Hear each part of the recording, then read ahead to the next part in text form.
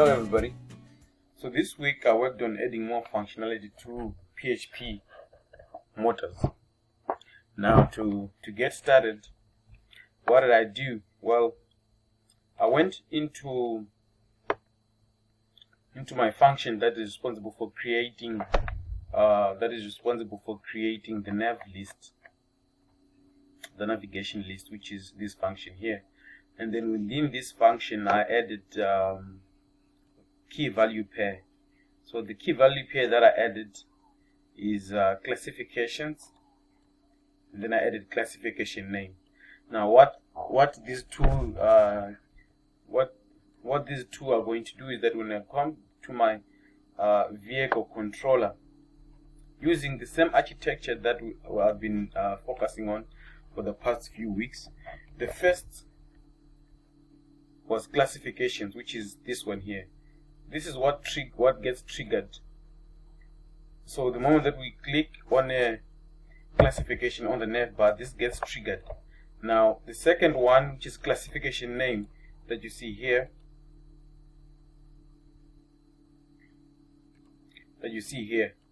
it then passes in the name of the classification that we would have clicked coming from here. So then we pass it down here, then we filter, sanitize it, and then we pass it to a function called getVehicleByClassification. Now when we pass down that to this function I built it from I think it's in my model. So let's just check on my vehicle model. GetVehicleByClassification, by classification. Where did I put that? There you go. GetVehicleByClassification. So the classification name is passed, as we noticed here. It's passed. So we click the classification, it then comes through, and then we filter it. Then it's passed as a as an argument to this function that we would have built here. And then we have a query statement that queries the database, looking for all the details that can be found about the vehicle that has that particular classification. And then once that is brought back, we have the vehicles, and then we have a control structure here that checks to see that something has been brought from the database. If that information has been brought from the database, we have another function called build vehicle display. Now build vehicle display, I think I have it here.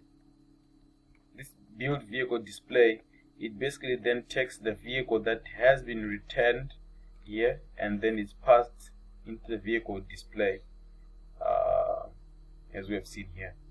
So just to show you what it's currently doing is that if we click on let's say classic, or click on sports, I like sports cars, the value of sports car has been passed, went to the database, and then the information that has been brought back has been passed into our function, in this case the function for building the display. This one, build the display, is then the one that receives the details of the vehicles that have come from the database, and then we display them as such. Now the next stage is to say, okay, if you look at a vehicle, what if you want to see more details about that vehicle? Well, if you click on it now, this is the next part of our functionality. If you have seen all of these vehicles that are showing currently, they are clickable. So now to get them clicking, I went on into my functions, and then I added an A-link to each and every. I have an A-link here, and then within this A-link I added two value. I had select vehicle, and then I added vehicle info. So now if you then go to my control structure, you will notice that, let me just close what I'm not using at the moment.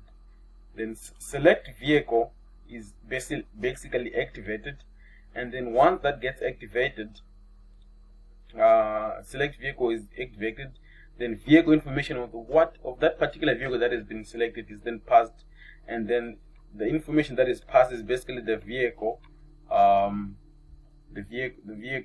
ID. And then once we pass that vehicle ID, we we then take that ID and it's brought into our control into our vehicle controller, and then we filter it, and then once we get it, we then have another function called get vehicle by classification ID, that ID that we've received, and that vehicle we have it, that function we have it in our model, get vehicle by ID. So we then select all the details about that vehicle that has been selected. It's brought back, and then that once that information brought back, we check to see here with this control structure if the vehicle details have been brought back. If they have been brought back, then we have another function called vehicle display details. Now, vehicle display details, this function, a very big function that renders the rest of the information about that vehicle that you would have selected. So let's pick a Batmobile. If we click a Batmobile, this is what is then rendered by that big function. So while we are still on here, let's just check to see that it passes all the relevant front-end checklist. So let's start with the HTML, and let's see if it passes that. Okay, there's nothing, there's no problems. Let's go on and check our CSS. There's no problems. Now let's wave this page. There's no errors. Just have 2 alerts, but really no errors. So that is working, and that has rendered very well. So it looks like we have the Batmobile. It's rendering the prices here. We have a little form here if you're interested.